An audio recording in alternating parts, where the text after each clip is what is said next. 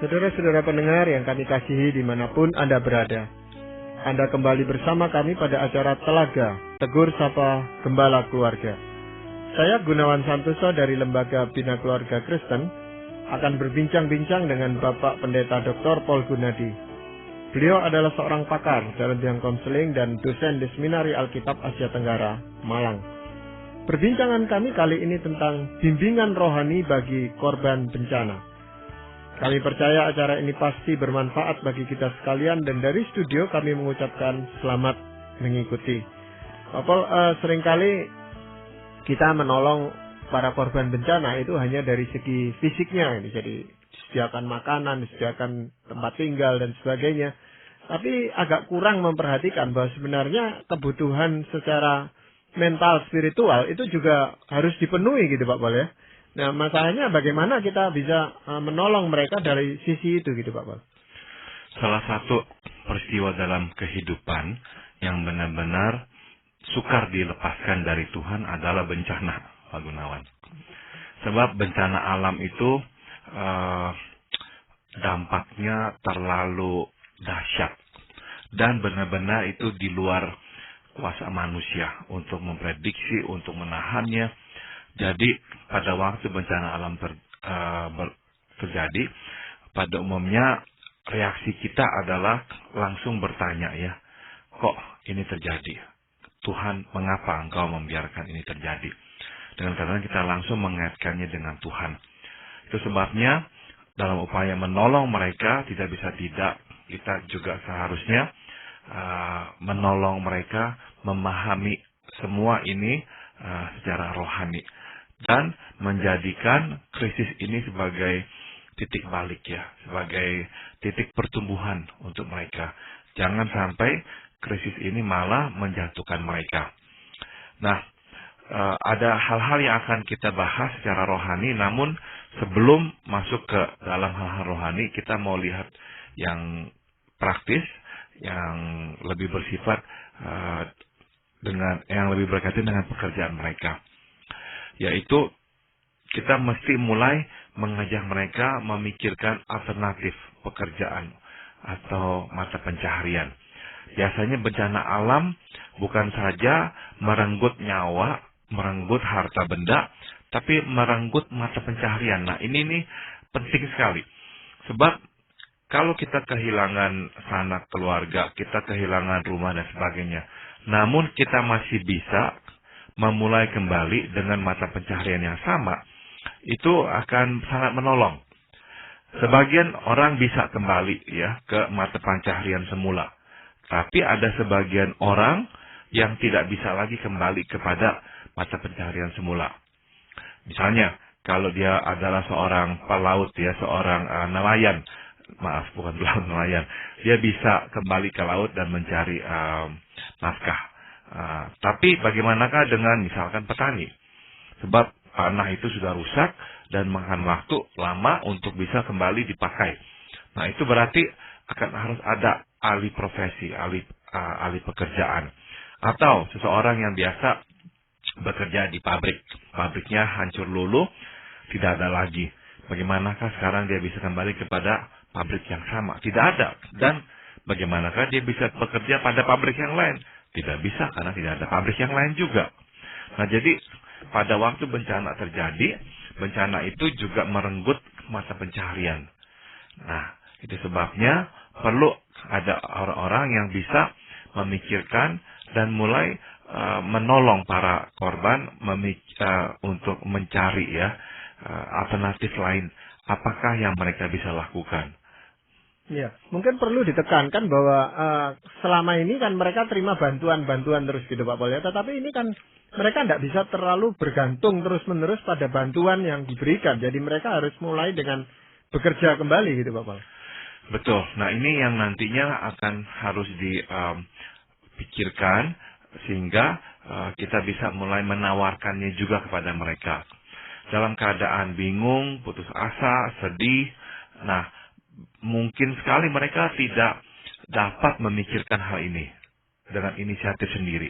Perlu bantuan dari pihak penolong untuk mengajak mereka memikirkannya. Nah, ada juga orang-orang yang tidak mau melakukan pekerjaan tertentu sebab mereka tidak terbiasa. Ini bisa dimaklumi. Nah, kita perlu mendorong mereka dengan mengatakan bahwa ini adalah pekerjaan sementara. Jadi meminta mereka untuk mulai memikirkan pekerjaan itu setahap demi setahap, transisi demi transisi. Mereka tidak bisa langsung menuju pada tempat atau pekerjaan yang mereka inginkan. Perlu langkah-langkah kecil untuk menuju ke sana. Jadi misalkan untuk sementara mereka bekerja membantu membersihkan puing-puing dan sebagainya, dan mereka akan menerima upah dari pekerjaan itu.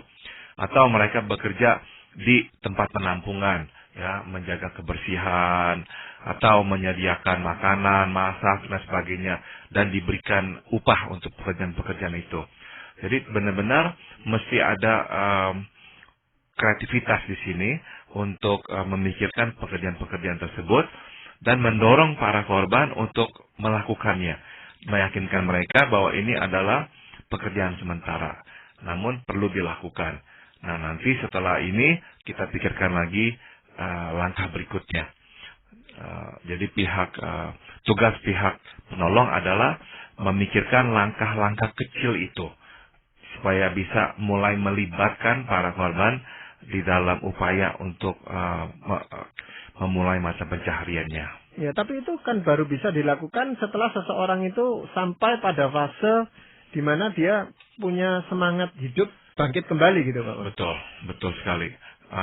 Pada acara yang lampau kita telah membahas tentang berbagai reaksi ya yang dialami oleh para korban, dan memang kalau mereka masih berada pada tahap marah, ya tahap belum bisa menerima semua ini, akan sukar untuk mendorong mereka melakukan sesuatu. Mereka mungkin akan diam, merenung, tidak mau berbuat apa-apa.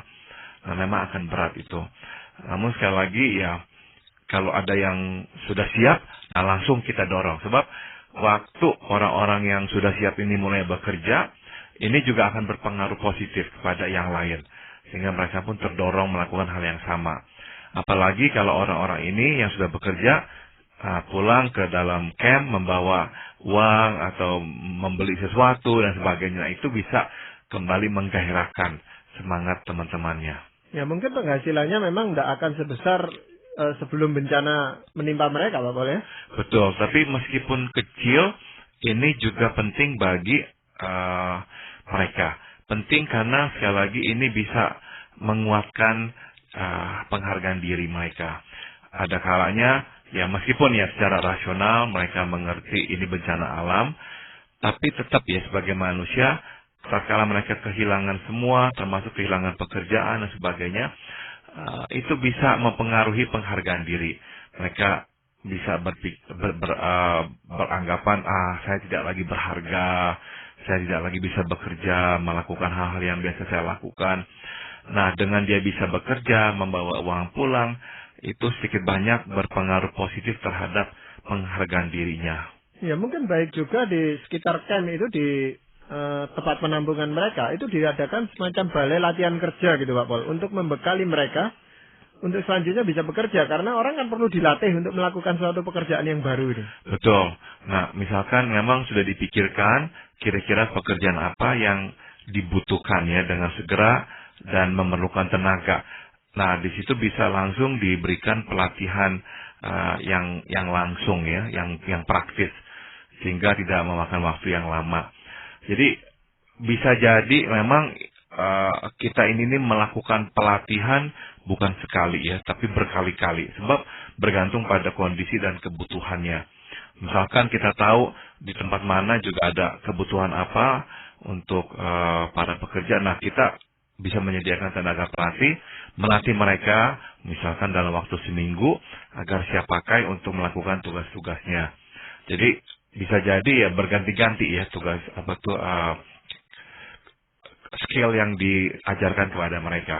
Iya, dan itu sebenarnya bisa dilakukan juga oleh para korban itu sendiri, Pak Pol, yang punya keterampilan, suatu keterampilan, mengajarkan keterampilannya kepada rekan-rekan yang lain gitu. Betul, itu yang baik sekali ya.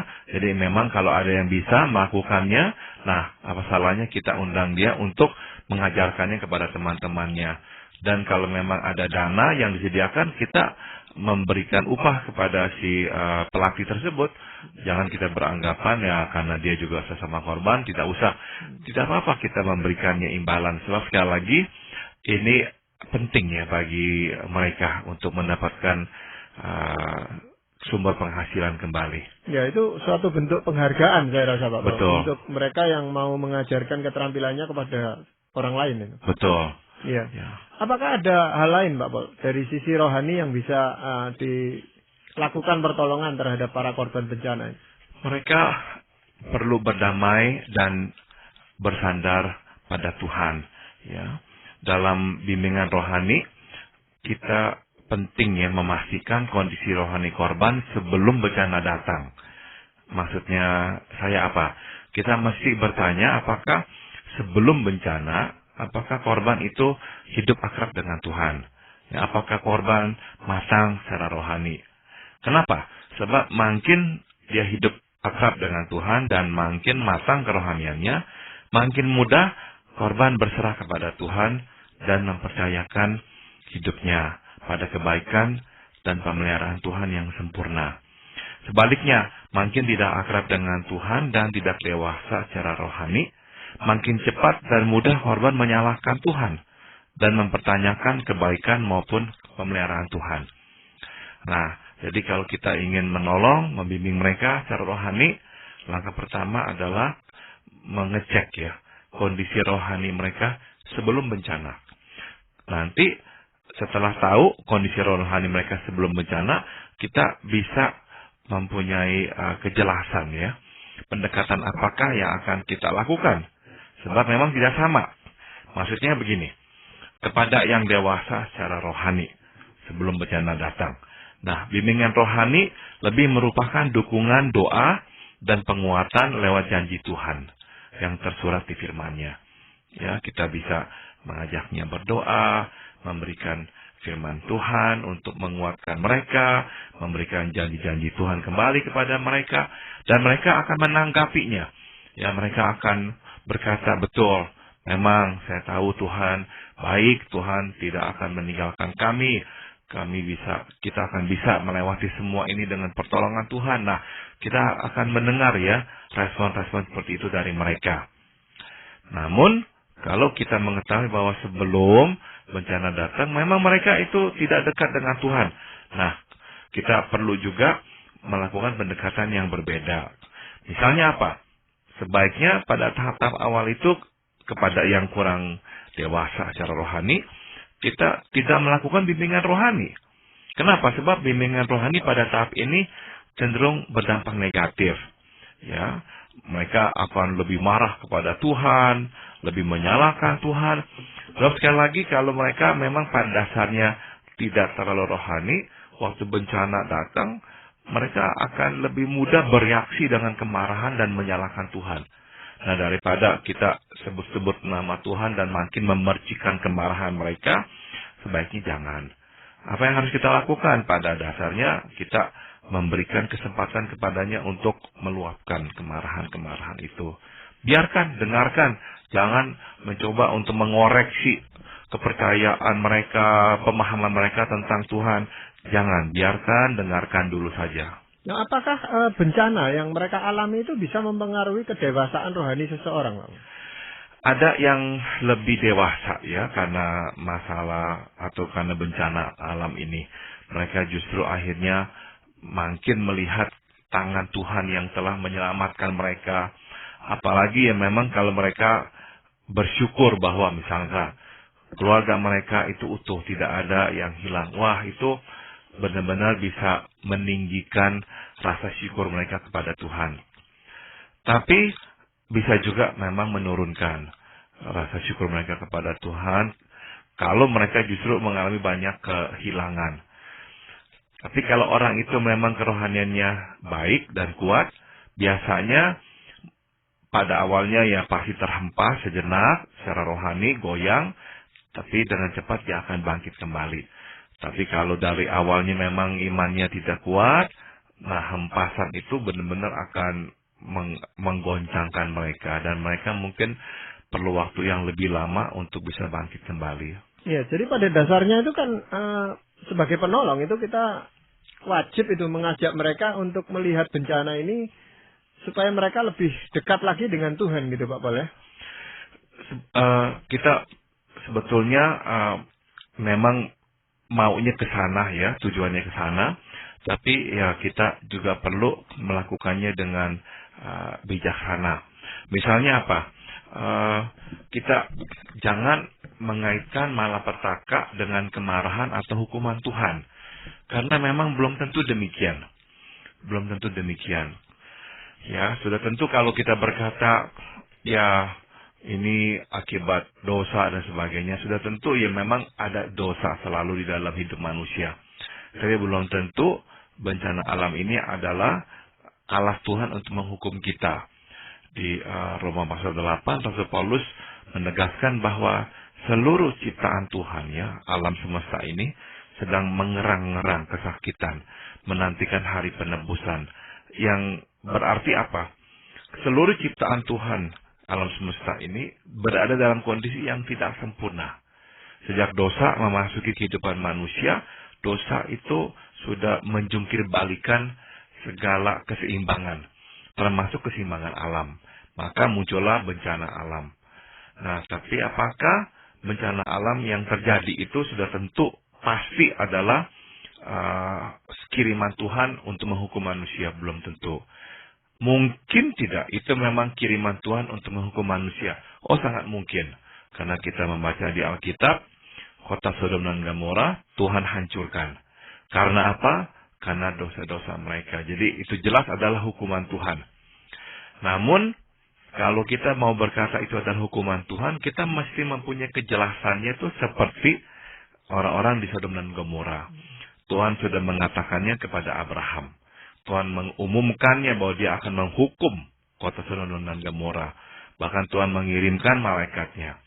Nah, kalau kita tidak mempunyai bukti-bukti senyata itu, sebaiknya kita tidak langsung mengatakan bahwa, nah ini nih, Tuhan marah, makanya Tuhan sedang menghukum kita. Jadi, kita penting sekali menyadari hal ini dan tidak terburu-buru ya, menekankan hukuman Tuhan. Nah, yang kedua adalah kita juga tidak terburu-buru mengatakan, nah ini dosa, karena kamu berdosa, makanya kamu mengalami kehilangan ini. Lihat tetanggamu, tidak ada yang meninggal, semuanya selamat, hanya keluarga kamu itu yang tidak selamat, pasti ada dosa. Nah, hati-hati ya, jangan sampai kita mengaitkan bencana alam itu juga dengan dosa. Sudah pasti ini karena dosa, makanya dia kehilangan lebih banyak daripada orang lain. Iya, seringkali juga dikait-kaitkan dengan bencana ini tanda-tanda akhir zaman gitu Pak Paul. Kan sudah dikatakan di dalam Alkitab bahwa pada akhir zaman akan ada banyak bencana. Lalu dikaitkan ke sana, ini tandanya bahwa Tuhan melakukan ini karena ya sudah mau datang Tuhan itu gitu, sudah mau kiamat gitu Pak Paul. Bagaimana? Saya kira kita memang selalu harus membuka mata, melihat tanda-tanda yang Alkitab sudah berikan. Memang firman Tuhan dengan jelas mengatakan bahwa nanti bencana alam itu akan bertambah. Dan kalau kita melihatnya dengan mata awam ya, kita memang harus mengakui bahwa entah mengapa akhir-akhir ini begitu banyak bencana yang terjadi. Nah, tapi berapa jauhkah jaraknya antara bencana yang tengah terjadi dan kedatangan Tuhan yang kedua kali? Kita tidak tahu. Kita tidak tahu. Jadi menurut saya ya, kita tidak seharusnya mengatakan dengan pasti ini adalah tanda-tanda di mana dunia itu akan kiamat, bahwa Tuhan akan datang untuk kedua kalinya. Saya kira jangan. Daripada nanti orang bingung, makin tersesat, saya pikir mendingan tidak. Daripada juga membuat orang panik, mungkin tegang ya. Saya kira tidak perlu begitu. Setiap hari adalah hari di mana Tuhan mungkin datang, dan kita dituntut oleh Tuhan untuk hidup, untuk selalu berwaspada. Ya, jadi secara umum berita apa sebenarnya yang tepat untuk kita sampaikan kepada korban bencana seperti ini, Pak? Kita harus membimbing mereka melewati dua pertanyaan, Pak Gunawan. Yang pertama adalah, mengapakah Tuhan membiarkan malapetaka itu terjadi? Ini pertanyaan akan menjadi pertanyaan mereka, dan mereka harus menggumulinya untuk menjawabnya. Dan yang kedua, apakah maksud Tuhan di belakang malapetaka ini? Mengapa pertanyaan kedua itu penting? Sebab begini, kita seringkali lebih bisa menghadapi bencana kalau kita melihat maksud Tuhan. Oh, ini dia maksud Tuhan untuk kebaikan ini dan sebagainya.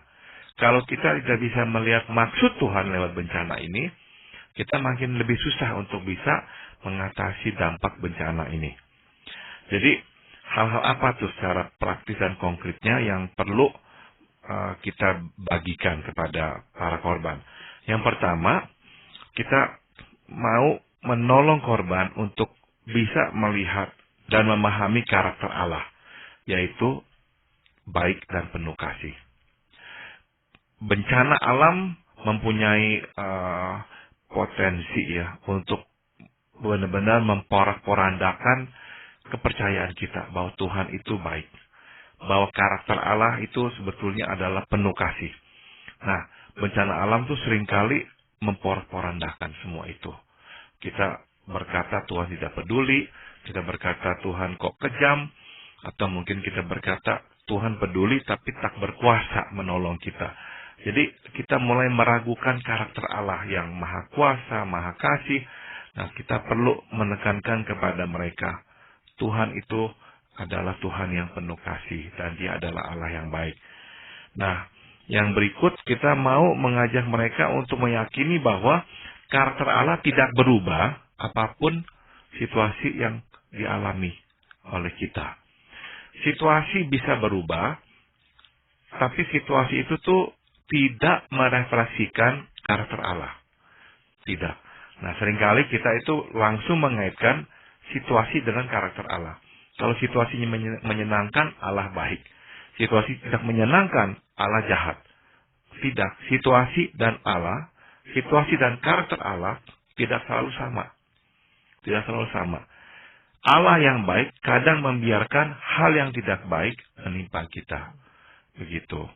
Nah, jadi penting kita mau membimbing para korban untuk melihat bahwa situasi tidak serta-merta merefleksikan karakter Allah itu. Nah, yang terakhir adalah kita mau mendorong para korban untuk menyerahkan ketidakmengertian kepada pemeliharaan Tuhan. Susah sekali bagi kita manusia menyerahkan ketidakmengertian kita, Pak Gunawan. Karena kita ingin mengerti. Nah, kita mesti mendorong mereka menyerahkan ketidakmengertian. Karena kita sadar akan ada ketidakmengertian. Tidak semua bisa dijelaskan. Tidak semua akan membuat mereka menganggukkan kepala dengan pengertian. Tidak mungkin. Jadi, pada akhirnya mereka perlu menyerahkan itu kepada Tuhan. Ya, kadang-kadang secara akal mereka itu bisa menerima, Pak Paul, ya. Dalam kondisi seperti itu, tenang, diajak bicara bisa. Tapi setelah itu, sulit Pak Paul untuk menerima bahwa Allah itu baik, bahwa Allah itu setia, dan seterusnya. Itu dia kembali lagi untuk menyalahkan dirinya, marah kepada Tuhan, dan seterusnya.